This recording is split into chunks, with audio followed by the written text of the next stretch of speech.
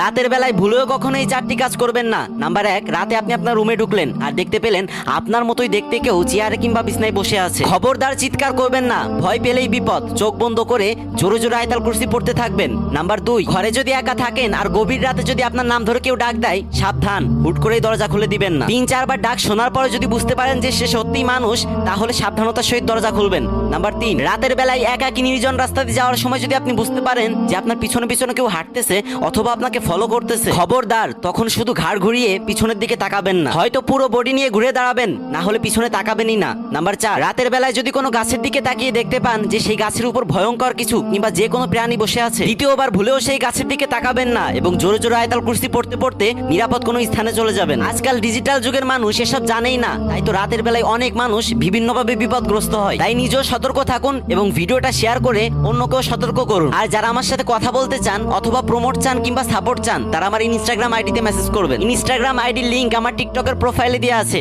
তো ভালো থাকবেন সবাই। আসসালামু আলাইকুম।